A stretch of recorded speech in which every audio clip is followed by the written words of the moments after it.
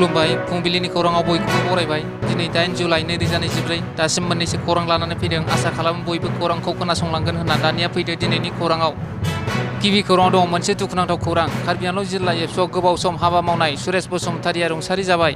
थांनाय गोबाव समनिफ्रायनो केन्सार बेरामजों नाख्रेबजानानै थांनाय मैयानि हरनि 10 रिंगायाव लांहिन नोगोरनि राजगड़आव थानाय गावनि आंगो न'आवनो जिउ नागारबाय। मख'नो गोनांदि रुंसारि सुरेश बसुमतारिया सनापुर दखुरा एबसुनि गाहाय नेहाथारि आरो आफादगिरि बिबान लानानै बिनि उनाव जिल्ला एबसुआव लोगो गाहाय नेहाथारि बुंथिगिरि आरो 2021-24 मायथाइसिम बोसोनगिरिनि बिबान लानानै हाबा मावदोंमोन। बिथांनि अबथिरायै जिउ गोमानायखौ लानानै दुलाराय बर' फरायसा आफादनिफ्राय गोथौ दुखु मोननाय फोरमायो। नैथि खौराङाव दङ केबिनेट मन्त्रि अशक सिंहालआ दिखियाजुलि बियाबनि दैबानाजों खहा जानाय ओनसोलफोरखौ नायगिदिंबाय थानाय समाव सितलमारियाव दैबाना रैखाथि बादायाव दावबायहैदों। दिखियाजुलिनि मराबेलसिरि दैबानाजों जिउ खोमानाय 5 बोसोर बैसोनि हिमानि बिश्वास मुंनि सासे हिन्जावसानि न'आव दावबायहैयो आरो दुखु फोरमायो मन्त्रि अशक सिंहालआ। मख'नो गोनांदि दिखियाजुलि बियाबनि 12निबो बांसिन गामिफोराव सितलमारि, 1 नं सितलमारि, बसिमलु, मराबेलसिरिनि लोगोसे 12निबो बांसिन गामिफोराव ब्रह्मपुत्रनि दैबानाया खहा खालामदों आरो गामिफोरा दैबानाजों लोमसावनाय थासारियाव जायगानि एमएलए एबा मन्त्रि अशक सिंहालआ सितलमारिनि आदर्श रेसिडेन्सियेल स्कुलाव मोनसे आश्रम बादा गायसननानै दैबानाजों खहा जानायफोरनो जाग्रा आदार जगायो। थामथि खौराङाव दङ भारत भुटान कुम्फु उसु चेम्पियनशिप 2024 सनानि मेडेल देरहानो हानाय बिरजन बसुमतारिखौ बिटिआरनि इएम धनन्जय बसुमतारिया बरायहैयो। मख'नो गोनांदि चिरां जिल्लानि बिजनी फानबारि ओनसोलनि बालाबारि गामिनि गंसे गोरिब नखरनि बिरजन बसुमतारिया थांनाय 21 जुनाव भुटाननि फुंसिलिंआव खुंजानाय इन्ड' भुटान कुम्फु उसु चेम्पियनशिप 2024 आव सनानि मेडेल देरहानो हादोंमोन। सनानि मेडेल देरहानो हानाय बिरजन बसुमतारिखौ बिटिआरनि मावफुं सोद्रोमा धनन्जय बसुमतारिया न'आव थांनानै बरायहैदों। ब्रैथि खौराङाव दङ चिरां रुनिखाता रेन्जनि सिङाव फिन आयेन बेरेखा दंफां जब्द'। दासिमबो दंफां सिखावफोरखौ हर सान सिखावै आयेन बेरेखा दंफां फालांगि खालामनायखौ नुनो मोननाय जायो। अदेबानि दिनैबो रुनिखाता रेन्जनि सिङाव थानाय थिनालि सालगुनाय गामियाव 6BN SSB रुनिखाता रेन्ज बेंटल बिट, देवस्रि बिट आरो सान्थिपुर बिट मावख'नि हाग्रा रैखाथि बिफाननि सरखारि मावसुमाफोरा जथायै गोख्रों सिग्रोमनायनि गेजेरजों गोबां बिबांनि बेसेन गोसा काट दंफां हमनो हादों।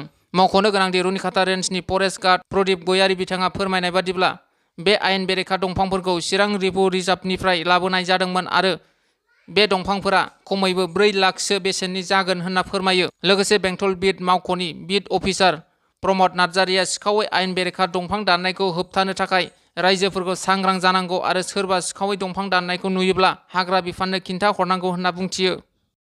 बाथि खौराङाव दङ मबाइलाव रिल्स खालामनायनि फिसायजों रायजानायनि थाखाय 3 गथ' गोनांखा आइजोआ गुबुन हौवाजों खारफालांदों। क'क्राझार जिल्ला बिसमुरि आउटपस्टनि सिङाव थानाय 2 नं महनपुर गामिनि फुसु बसुमतारिनि आंगो बिसि सहायना बसुमतारिया थांनाय बुधबारखालि गावनि सासे फिसा हिन्जाव आरो 2 उन्दै हौवासाजों लोगोसे गावनि फिसायखौ गारनानै गुबुनजों खारफालांनानै दं होननानै फोरमायो गावनि फिसाय फुसु बसुमतारि बिथाङा।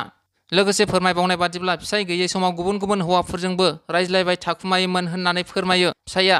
बेनिखायनो सावगारियाव नुनाय आइजोखौ सोरबाफोर बहाबाफोर नुसनोब्ला 8011154220 मबाइल नाम्बाराव कल खालामनानै खोन्थाहरनो खावलायहरदों फिसाय फुसु बसुमतारिया।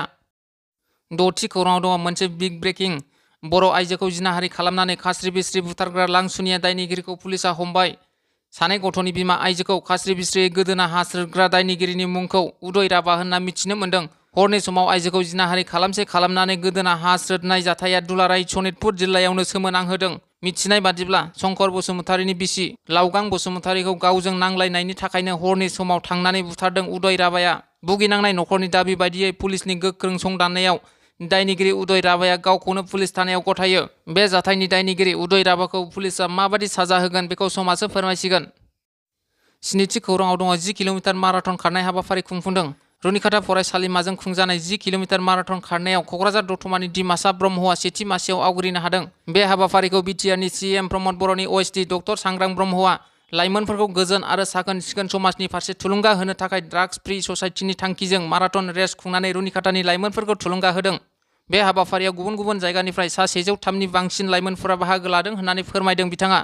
8थि खौराङाव दं लोरगि थियेटार भिलेजाव जागायबाय गोलोम बोथोरनि थुनफावथाय मावबादा। क'क्राझार सहरनि सोनाब फारसे गौरां दैसा बारनानै मारुआव थानाय लोरगि थियेटार भिलेजाव 7 अक्ट'निफ्राय 29 जुलाइ अक्ट'सिम लोरगि थियेटार ग्रुपनि बानजायनायाव आरो बिटिसिनि सिनेमा आरो थियेटार बिफाननि हेफाजाबजों खुंफुंनाय थुनफावथाय मावबादा हाबाफारिखौ मैया बेखेवबाय।